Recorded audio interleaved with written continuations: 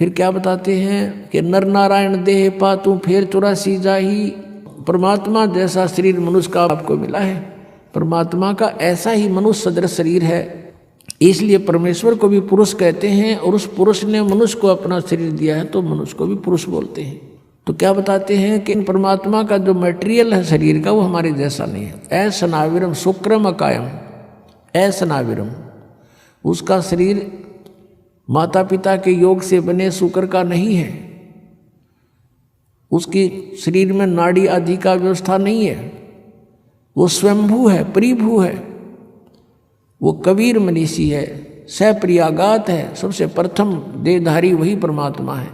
अब क्या बताते हैं कि नर नारायण देह पाकर तू फेर 84 जाही, कुल परिवार तेरा सकल कबीला मसलत एक ठराई, बांध पिंजड़ी आगे धर लिया मरघट को ले जाही। मृत्यु होते ही कुल के लोग इकट्ठे हो जाएंगे और उसी समय कहेंगे उठाओ इसको, उठाओ जल्दी करो, और उसी समय उठा के कहते बांध पिंजड़ी आगे धर लिया मरघट को ले जाई, और अग्नि लगा दिया जद लंबा फूक दिया उस ठाई। अब शरीर तो फूक दिया, अब आगे फिर इन नकली गुरुओं ने को नया प्रोसेस शुरू करा दिया। कहते हैं पुराण उठा फिर पंडित आए गुरुजी आगे, और पीछे गरुड़ पढ़ाई। तेरा गजब भैया। परमात्मा कहते हैं जो मरने वाला मर गया और अब उसके उपलक्ष्य में गरुड़ का पाठ करा रहे हो तुम। अब गरुड़ पुराण में बहुत ही ऐसी बातें हैं जो जीव ने पहले पढ़ लेनी चाहिए। उसमें लिखा है कि एक ने ऐसा जुल्म किया था, उसका बेटा मर गया, उसने ऐसा अपराध किया था, उसकी आंखें फूट गई। एक ने ऐसा अपराध करते थे, उसके हाथ कटते हैं। यम के दूत आते हैं जो भक्ति नहीं करते, सच्ची भक्ति नहीं करते, उनको पकड़ कर ले जाते हैं जो दान धर्म नहीं करते। और आगे क्या देखते हैं कि ऐसी गर्म जमीन के ऊपर से ले जाते हैं नंगे पैरों उसको। आगे जो शुभ कर्मी प्राणी हैं वो भंडारा छक रहे होते हैं, खीर खांड हलवे उनके लड्डू जलेबी खा रहे होते हैं। और वो कर्महीन प्राणी, भक्तिहीन प्राणी, दानहीन प्राणी वहाँ से जाता है और देखता है, उनको कहता है यम के दूतों से, भगवान के दूतों से कि भाई मुझे भोजन करा दो, मुझे भूख लगी है। वो कहते हैं नहीं, तेरे शुभ कर्म नहीं हैं, चल तुझे भगवान के दरबार में पेश करके तुझे फिर कुटाई करेंगे तेरी।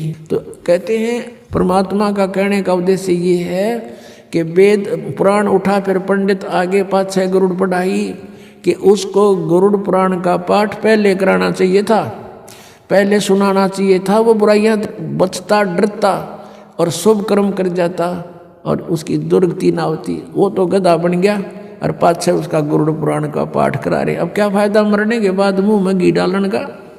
अब क्या बताते हैं कि पुराण उठा फिर पंडित आए, पीछे गरुड़ पढ़ाई।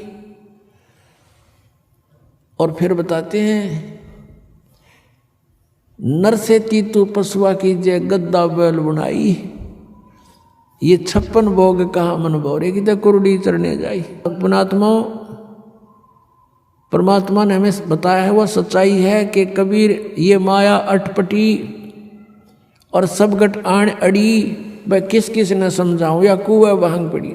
हमने इस काल के नकली इस सुख की भांग पी रखी है इस कुएं में, काल के कुएं में। और सबके एक जैसी ही बुद्धि होगी। जैसे शराब पिए हुए व्यक्ति या भांग पिए हुए व्यक्ति आपने चाहे 100 मिल जाए रास्ते में, उनकी एक जैसी भाषा होती है, एक जैसी चाल होती है। लटक दे किधर पैर टेकें किधर इधर जावे, बोल रहे तो और में बोलेंगे। तो किसी ने बात करके देख लो, जिन्होंने नशा कर रखा वो एक जैसी भाषा जानते हैं। तो हम सभी को इस काल ने भांग प्या रखी है झूठे सुख की, और सभी हम इसी में इतने मस्त हो रहे हैं। और यहाँ परमात्मा याद दिलाते हैं जिसकी भांग उतर जाएगी। एक व्यक्ति शराब पिए पड़ा था और ऐसी गंदे स्थान पर गिरा हुआ था, फिर उसको उठा कर लाए घर वाले। और सुबह फिर नहा धोकर वो गया ना, उसका छोटा लड़का बताता है साथ में, पापा शाम ना आप यहाँ पड़े थे, वो कहता मैं यहाँ था, यहाँ पड़ा थे तुम, बता। शराबी ने बेटा ने कहा पापा रात को आप यहाँ पड़े थे। और फिर वो कह रहे तेरा के जो ये इधर बहुत बुढ़ी जगह है। अब जब पड़ा था उन्हें टिट्टी पाक रहा था, जब उसको इस बात का पता नहीं था, तो इसी गंदे स्थान पर पड़ा है।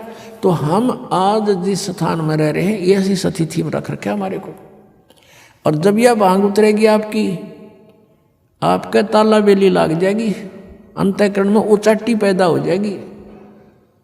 अब क्या है, इस काल ने तो हमारे को बुरी तरह फंसा रखा। पुण्यात्मा सचकर मान लेना, पहले तो दुख में पीड़ रखा, अब परमात्मा के दरबार में आओगे आपको सुख होगा। और सुख में फिर आपने सोचोगे ठीक काम चल रहा है, अरे थोड़े दिन में फिर भूल पड़ने लग जाएगी। तो इसके लिए परमात्मा कहते हैं सुख के माथे पत्थर पड़ो, नाम हृदय से जावे, बलिहारी उस दुख के जो पल पल नाम रटावे।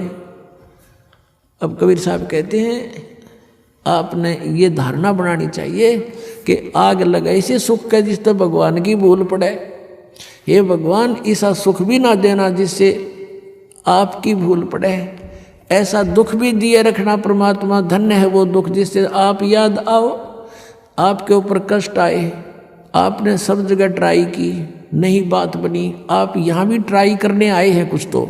और यहाँ तो यह बात पक्की बनेगी जब मन में आपने सच्चे दिल तो भक्ति की और नाम ले लिया था। मर्यादा रखनी पड़ेगी, तो फिर आपको ये सुख तो होंगे ही होंगे, लेकिन इन्हीं सुखों तक सीमित मत रहना।